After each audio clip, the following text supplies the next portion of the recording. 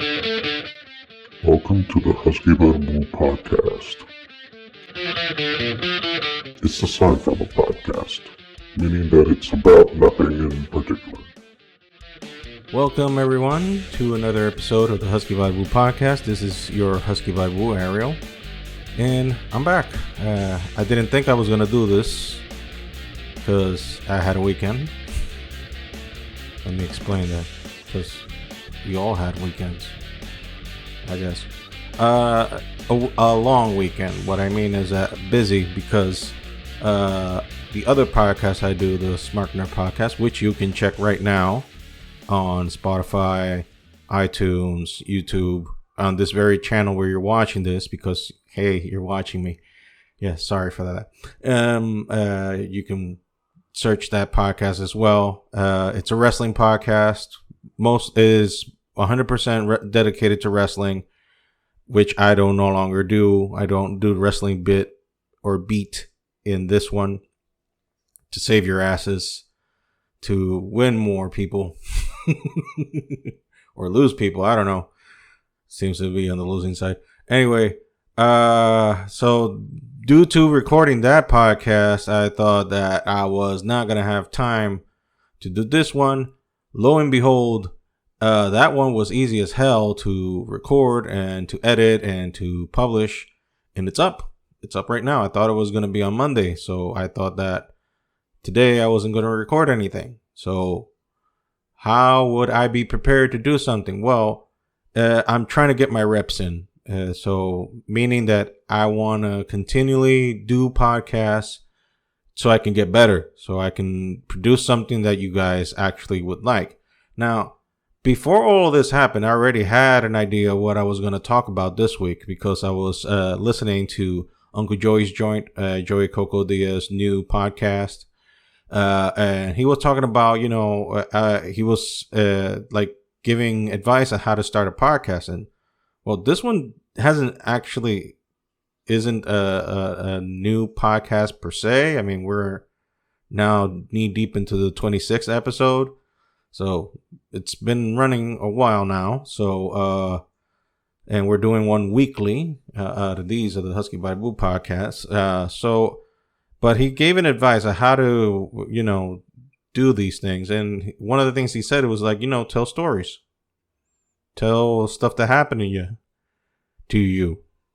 I can't do a Joey Diaz accent because I'm not him, and I don't want to make fun of the man because he is a far better comedian than I would ever even dream to be.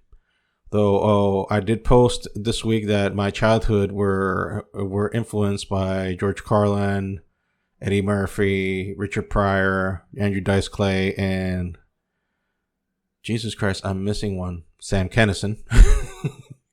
Yeah, that's a very nice group of people listening to when you're a kid, 8 years old or 5. Yeah, that's a nice group of people to listen to and take advice from. Their cumulative lives experiences for sure would lead you to the righteous path, right? Anyway, so thinking about that, going back to memory lane, going back to things that I thought about. Well, I can think about a few things. Like, the person that I've learned most in my life is my dad. And my dad, for better for worse, he's been a great teacher. And what I mean about that is that he has taught me what to do and what not to do. And the things that I learned from him of what not to do is seeing how he has fucked up. Now, I'm not calling shit on my dad. God knows that he has changed his ways and become a better person now. Far more better person than what he used to be. But, back in the day, he wasn't, a good man, to say the least. Womanizing, he's one of the reasons why I still believe in God. And if you listen to one of my older podcasts where I state the reasons why I still believe in God, I mention him because his life was transformed, and it was transformed for real. Now, is he perfect? Is he a holy man of God, or does he stop cursing? No, I mean, he has his imperfections. He has his things still that he has to deal with. But compared to the guy he used to be back in the day, he is a saint right now. I mean, I can't complain about his change in life right now. But what I can say about him, to keep it a short version of a very long life, he was a wild man. He was a wild man. He did some shit that, well, he was your typical Dominican. Womanizing, drinking, whoring out, had a reputation about him. He was raised in a neighborhood called La Jolla. And if you're Dominican and from Santiago and you know what La Jolla is, especially back in the 60s and the 70s, it's like, say no more, fam. Say no more. I know exactly what you're talking about. He was a pimp. Not an actual pimp. Not a literal pimp, but a pimp in terms of personality. He will beat a fucker up. He will steal money. He will do whatever he do. He was a hoodlum. He was a kind of a hoodlum, but a good-hearted hoodlum. Aren't they all? Anyway, he was a madman. And you would think that, you know, once the man settles down and, you know, lays a family and has kids and starts growing a business, that, you know, his whoring days are behind him. No, my daddy just was in his prime. He was in his prime. And he proceeded, as Mr. Joey Diaz would say, to sling dick north, south, east, and west, every, you know, side of the coordinates, where have you. By the time he converted to Christianity, because he was kind of an atheist, agnostic mostly, was semi-communist, my dad was. By the time he converted, he admitted to a 12-year-old me that he had 7 side chicks. And can you imagine the thought in my head, which, because you gotta understand, I was an innocent little boy in the sense that I didn't know what the fuck was going on in the streets. I didn't know.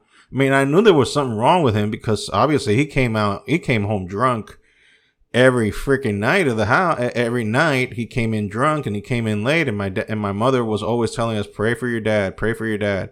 And when I mean pray, is like pray with a rosary, because my mom was hardcore Catholic. And my mom was always like, pray for your dad, pray for your dad, pray for your dad, pray for your dad. And I was like, well, why should I pray for him? I mean, I still got him. He's still around. I mean, I would like to see him more, but he's still around. He's there, I guess. And then, you know, as I grew up, then it dawned on me, like, how many weekends did I actually have with him? How many times did I actually go out with him and, you know, spend some time with him? Not that many. And then you think about, like, for example, and this is something he revealed then afterwards, after the fact, like, for example, every time I wanted to see a Jack Veneno match, just Google him if you don't know. That's wrestling lore here in the Dominican Republic. That's a wrestling god here in the Dominican Republic. And kids of my age, well, men now, but when we were kids, you would give a right arm and a leg just to watch a Jack Veneno match. As kind of shitty as they were, I know some of you will be like, how fucking dare you besmirch the name of Jack Veneno. Not Jack Veneno's matches, but the other dudes. And that's here, there. And I told that I was going to talk about wrestling, but here I creeped it in. I'm all over the place. So yeah, when I wanted to see a Jack Veneno match, me and my brother, because we're both wrestling marks, we were telling our dad, like, go and please take us to see Jack Veneno. You know, he came here in Santiago every Saturday when we were kids back in the mid 80s. And he always had a reason not to take us, but he would send one of his employees to take us there. And then he explained, you know why I never took you guys? Because I was busy fucking some side chicks. I had some road beef to grind, and you guys were killing my mood. I mean, I wanted my dick hard, and you guys were just making it low and loose. So what the hell? You were cock blocking, little fucks. So All this information, mind you, just dropping it like matter of factly, like I'm a dude, like I'm hanging out with him and I would understand. I'm his son. I'm 12. I don't know what the fuck is going out to the streets and getting your dick wet. I don't know. I don't understand none of that shit. But here he is throwing it matter of factly, like I'm a bro, like I understand. Yeah, like I get you, fam.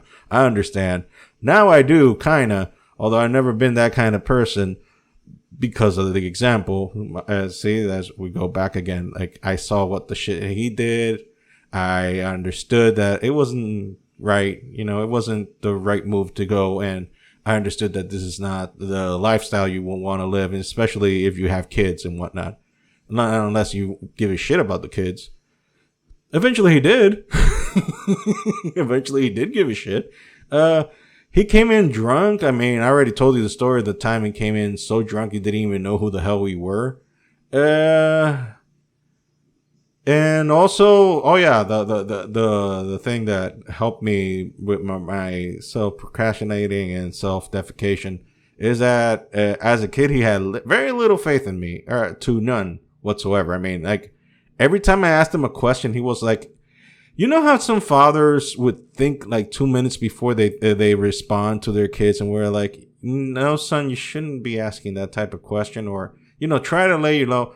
My father, that filter has ever existed in his vocabulary. One time I asked him a question and he straight up answered me, that is the dumbest question I've ever heard in my life. Shut the fuck up and don't bother me again.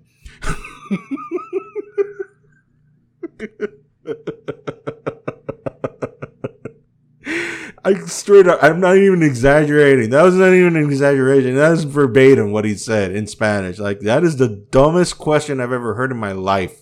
What the fuck are you thinking about? What is your frame of thought? Shut up and think of something more intelligent to ask me. God damn it. Don't waste my goddamn time. And the other thing that confirmed it, I was like, because you got to understand, I was a shy kid. I was like the most I'm still an introvert, but back then you couldn't get 2 sentences out of me. You couldn't get 2 syllables out of me. So when I converted to Christianity, well, evangelical side, because I was always a Catholic due to my mom. When I went and followed my dad to the evangelical side of things, I started talking like sentences and citing biblical verses because I started a hunger of reading. And he was like amazed, like, holy shit, this little fuck can retain information and like quote it verbatim, like fuck. And he even told me like, damn, I'm surprised at you. I mean, your grandfather from my mother's side, mind you, not my grandfather from my dad's side, because that's a whole nother story which I will not talk about right now. That will take 2 podcasts to talk about that. But from my mother's side, he was the man who practically raised me, because both of my parents were working all day, and my grandparents from my mother's side were the ones that took care of me and my other cousins from my mother's side. So he had what we call here in the DR a konani. Taking care of all damn kids, like 16 kids, I don't know. And they were taking care of all of us at the same time. And, so this man practically raised me, and I was very attached to him, to the point that when we moved from, New York to the Dominican Republic, I cried my ass off for a month because I missed my grandfather. I missed him because I was like, hey, this is the guy who's always been here for me. And so to say that my grandfather was in high esteem is an understatement. And when my dad saw, going back to the story, because I had to clear all that shit up, going back to the story of my dad seeing me quote biblical verses verbatim, long ass verses, he was like, man, I gotta tell you, I'm very impressed. Your grandfather from your mother's side always said that like you weren't going to amount to much. And now I see that you are actually smart. So good for you. And that hit me like a ton of bricks, because I was like, wait a minute.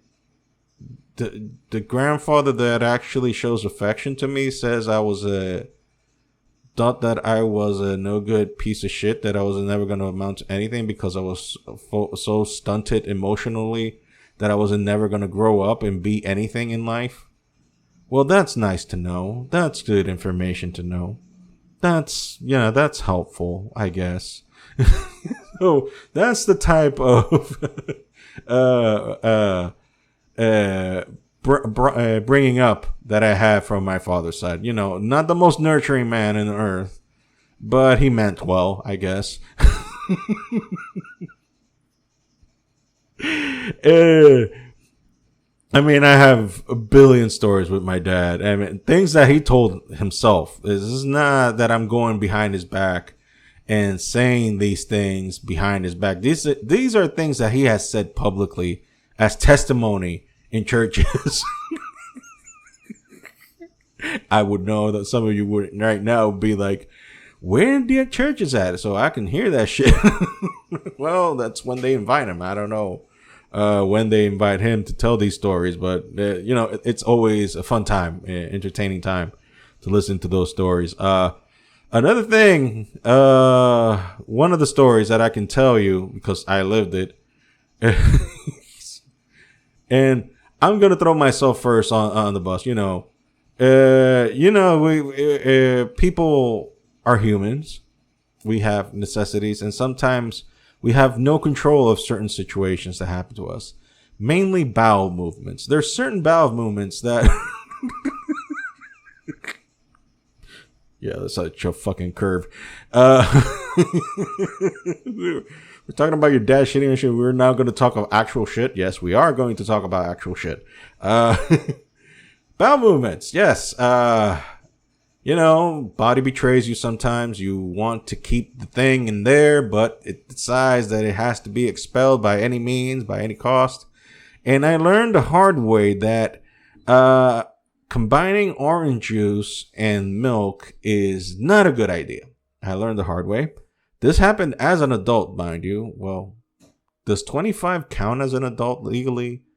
I mean, in terms of legal papers, yes, but in actual reality, I don't know. I'm sweating like a pig here because there's no air conditioner here. So if you see my glasses, you can't see my eye pupils because it's fogging up the glasses. Is due to that. I'm talking to the people who are watching on video. Which, by the way, managed to fix. I won't bore you with the technical details. So yeah.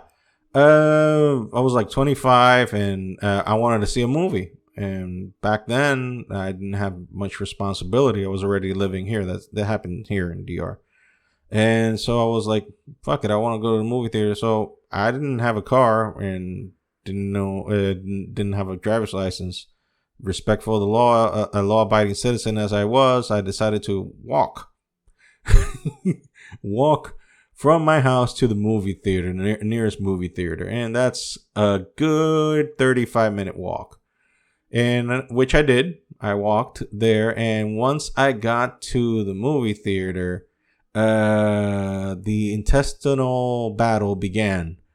And I felt that revolution starting. And I knew that shit was about to go down in the most figurative of senses. And I proceeded to go to the bathroom and I sharted like 18 pounds and it got all over my underwear. I threw that shit away in the bathroom. Everybody that went in, if you know something about Dominicans, you know how expressive we are. And every time somebody went in the bathroom, it's like, holy shit, who died? This is very entertaining, and I know that you're holding in your internal things that you're listening to right now. You're holding your stomach right now in revolt listening to all this shit. And all I can say is, you're welcome.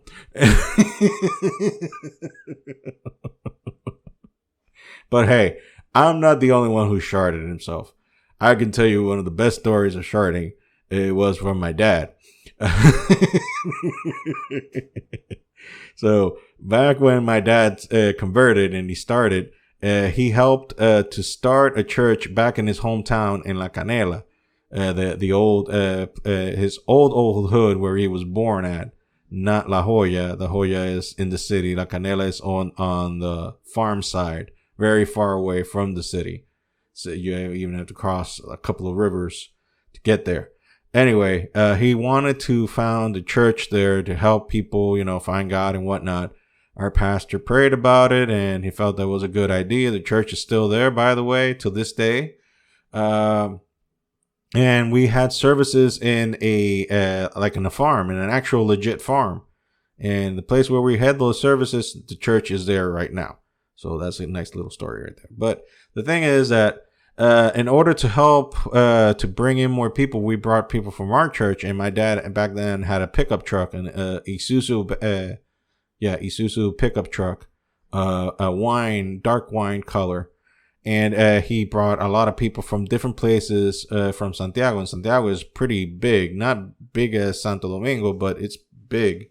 And people lived in very different places of the city. So my dad went to take them all after going from church, because we all met in a place and we all went from there. And then my dad would take every person to their house, to the front of their house, actually, and leave them there. So it was a very long trip, and we got home like close to 11-ish p.m., close to noon. Well, that was nice. Anyway, we went and took everyone, and as courtesy, because there were some women there, I left them to sit on the front, and I would sit in the bed of the truck.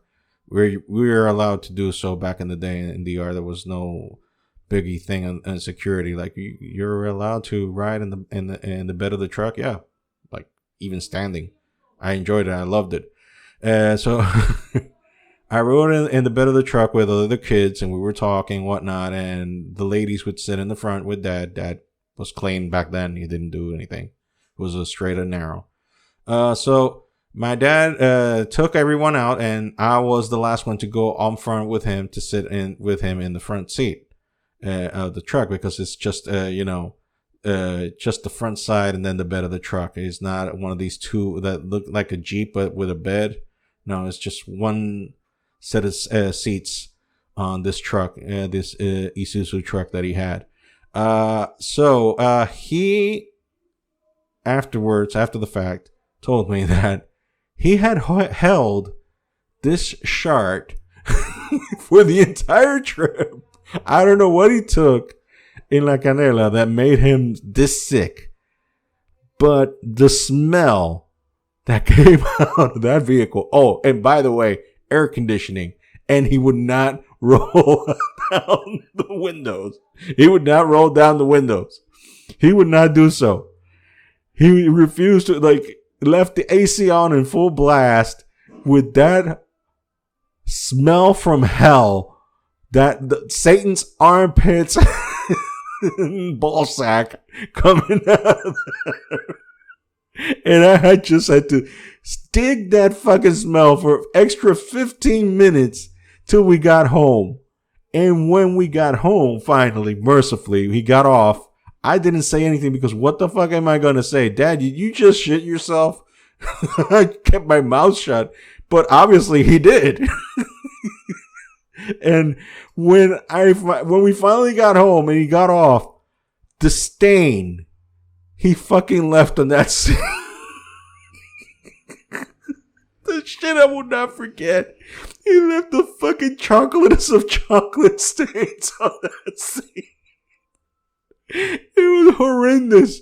It was horrible. Oh my God. And afterwards he was like, yeah, I shit myself.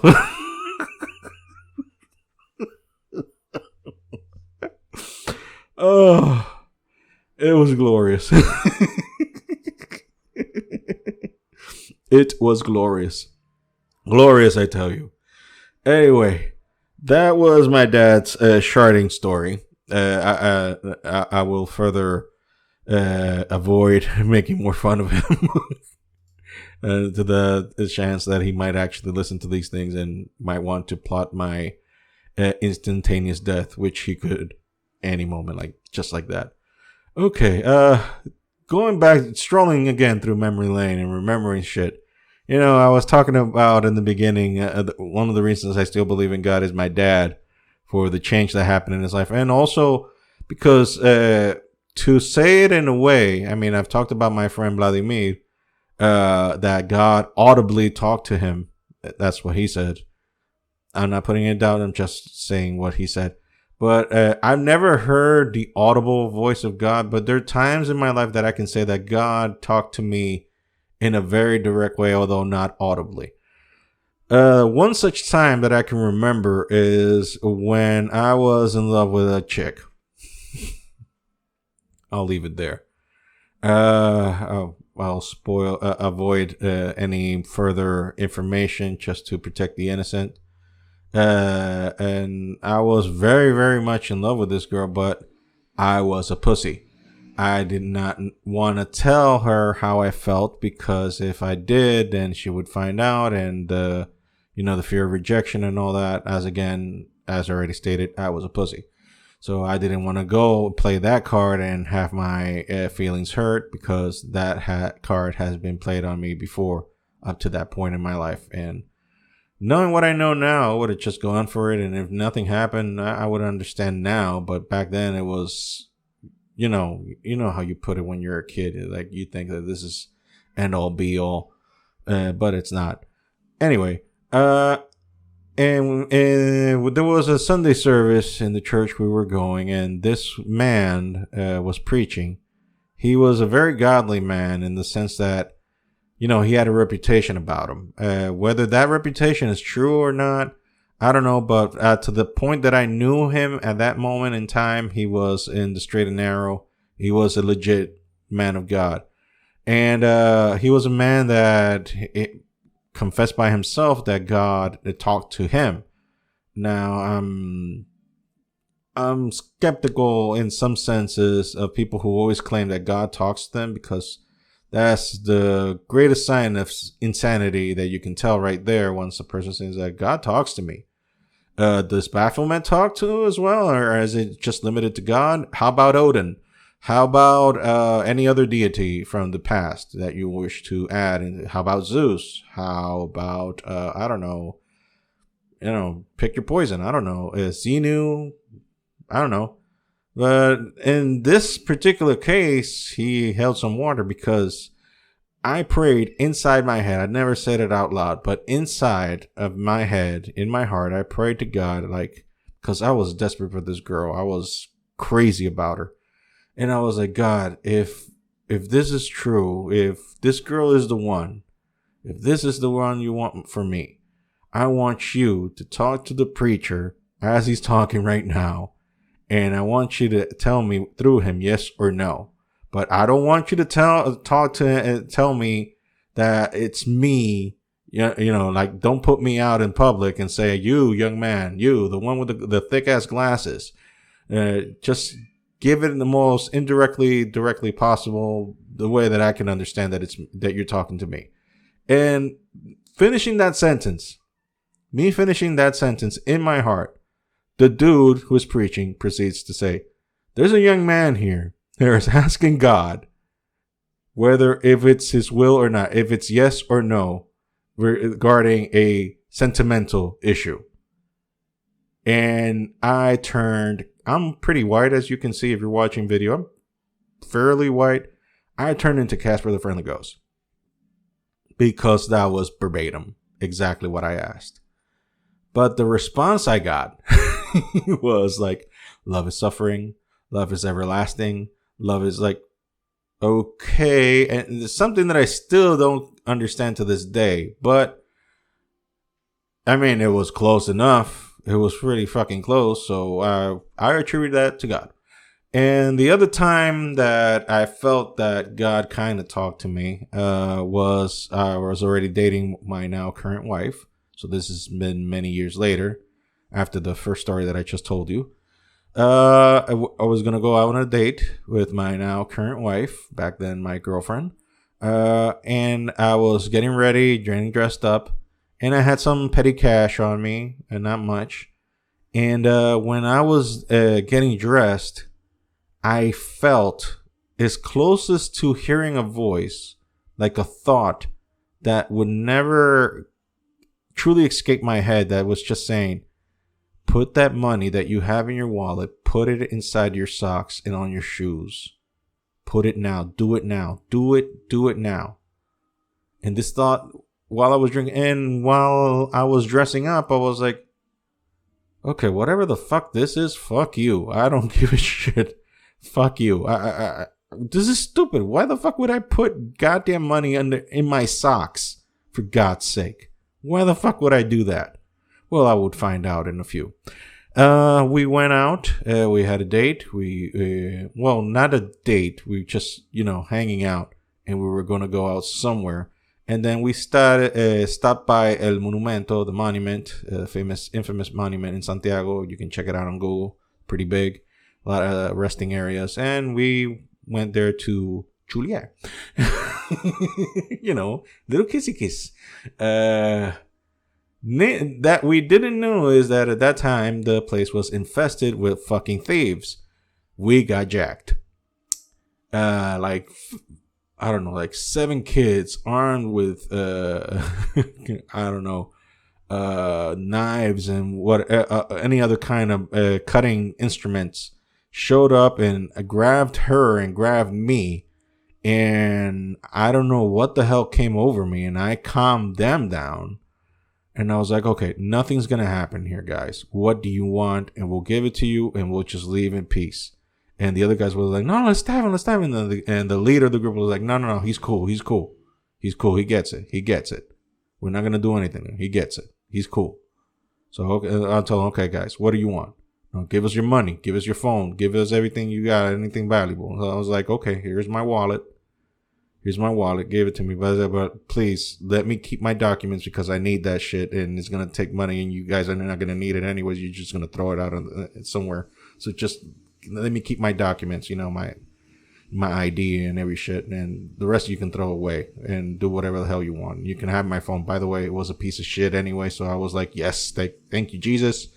And I just came out. I was going to school. I was going to go to school. So I had my backpack on it and I was returning some DVDs because this is back in the day when you had to rent movies and not digitally and pay Netflix. We're talking about the days where you had, Blockbuster.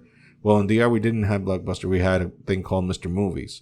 So, I was going to return some DVDs and I had them on my backpack and the dude was like, what's in the backpack? And I was like, it's just books. We came from school. You want books? You can have books. Then no, we don't want goddamn books. Okay. And when they left and I calmed my girlfriend down, my now wife, I realized like, oh shit, that warning was God. That was 100% God. I mean, what else could it be? What else could have been? So, so there you go. 2 instances where I didn't hear God, but I'm convinced that it was him talking to me. And then, but as you can say that, God talked to me. Then you can say that the other way around, that there are times that you think it's God. There are times that you think that God is talking to you and it's bullshit. It's not God at all. It's you playing games with yourself and it's your emotions and it's your thoughts. And that's why, I don't wholesale subscribe to the whole God talks to everyone thing. One of the experiences that I had was an infamous trip that I mean, I don't even know if I should tell the whole story because it's the thing is that they invited us. When I say they, in the church I was going to at that time, received an invitation to go sing and preach to a church that is in San Cristobal. San Cristobal is right outside the capital, the Dominican Republic capital. It's far away in terms of a trip. So it's not an easy wham bam, thank you, ma'am, let's go a little ride. No, it was like back then it was like a 2.5 hour trip. So it wasn't easy. Now, when I tell you that everything, and we prayed about it, by the way, that's the thing. That's what I'm talking about in terms of thinking that you heard from God and it was actually your emotions. We prayed and we thought that it was God's will. We thought that God's will. We're talking about days when I was very spiritual. Those days are long gone. Anyway, and we thought that was the will of God. We thought, well, of course, that's what God wants. That's what God wants us to go to this trip and preach to these people. And when I tell you that everything that can possibly go wrong went wrong, you can add to that. You cannot subtract to it. You have to add to that. It was a shit show. It was the most horrible trip I've ever been in my fucking life. Everything that went wrong went wrong. Everything that could go wrong went wrong. The vehicle, we were using an actual, not gas as in gasoline. We were talking about like propane gas vehicle with the tank strapped into the back because, we try to save money. We put actual propane tanks in the back of our vehicles in DR, not mine. I don't do that shit. I use gasoline. But, in order to save money and gas, some people do that in order for to have the vehicle to run. And that vehicle, we went out and it had no gas. So we stayed in the middle of La Autopista Duarte, one of the most dangerous highways in the Dominican Republic to get stranded on at night. And the vehicle just died on us in the road to La Vega. We had such great luck that between 5 people, none of us had minutes to call. And by the way, I'm saving a bunch of other shit that happened. I'm not talking about the whole thing because that would take another fucking hour. That would take a whole nother thing. I'm just going down to getting right to the end. So we tried to call people, the owner of the vehicle, because by the way, the owner of the vehicle did not came. It was a loaner. So thank you for that one. We tried to call my dad and it was just like 1 minute and we just, Dad, this happened and boop. So he got a little brief message of what could have happened.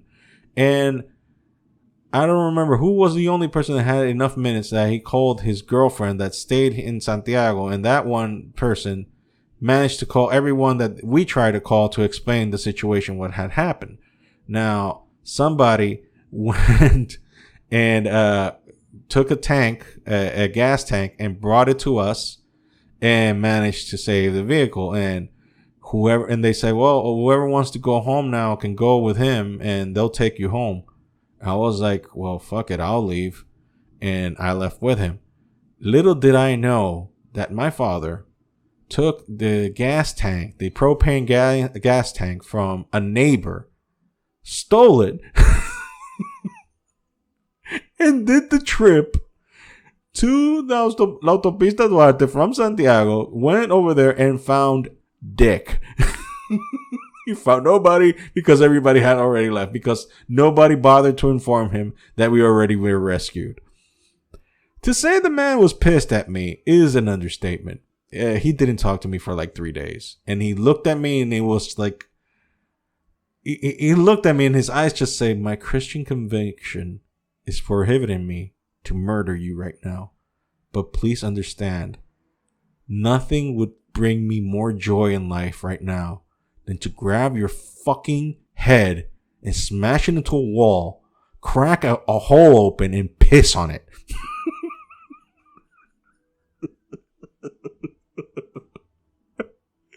I got all that from a look. And if you understand looks, you would be 100% behind me and say, yep, I understand. I know what you're talking about. I understand. So, yeah, these are all the stories I wanted to share. So we're going to keep this one short and sweet. We're not going to make a long-ass podcast. So I hope you enjoyed those stories. I kind of did. I laughed because I'm the only one here. Still doing these things solo. But, as I said, this is the way. Like a Mandalorian says, this is the way. This is the way how I'm going to get better. I'm going to improve my podcasting skills, and I just getting these reps in, getting all these repetitions in, learning how to do these things. If you guys are not aware, I have a TeePublic store available, and if you're watching the video, you're going to be seeing now a little video on top in the corner. I don't know where, here, there, whatever. You're going to see me scrolling through some things, it's showing you the designs for t-shirts. Same designs are available for masks, for cups, for posters, for whatever the hell you want. And if you see a design there, they're like, ooh, I like this one. Well, the link will be available in the description under the Husky Babu links, and you can check there for the TeePublic store, and you can make your purchase there. That is a way you can help the podcast. We don't have any promotions. We don't have any sponsors. We don't have anything. We just have our balls and our desire to do this thing. So if you want to help out the podcast, if you want to help me out in terms of making these things, because this don't come cheap, this equipment here, all the stuff that, the light, you can see my face now, right? Yes. Oh, that costs money. So you can help us out that way, and that way you can, keep producing this stuff and actually get better. So once again, thank you for listening to me for ranting for like 40 minutes now. And hopefully these stories are entertaining for you. And hopefully next week we can find something better to do. And speaking of next week, there might be a surprise in terms of an actual guest. So stay tuned for that. Hopefully that I can confirm some of that during the week. But in this meantime, thank you. This has been the Husky Babu. This has been Ariel. Thank you for listening. Thank you for watching. Please subscribe to our YouTube channel. You can not only get the Husky Babu, you can also get the Smart Nerd Podcast. We had our podcast this week, the predictions for Hell in the Cell, which should be occurring, I don't know, should be starting very soon as a recording time. So yeah, thank you again. Thank you for listening. Thank you for supporting. Thank you. Please subscribe. Hit the like buttons on the YouTube. Subscribe on Spotify, on iTunes or Apple Podcasts. Just follow us and help us grow. Help us make this thing better. And hopefully we can grow and enjoy each other. That did not come out well. This has been the Husky Babu, Ariel Duran. Goodbye and good luck. Bye, guys.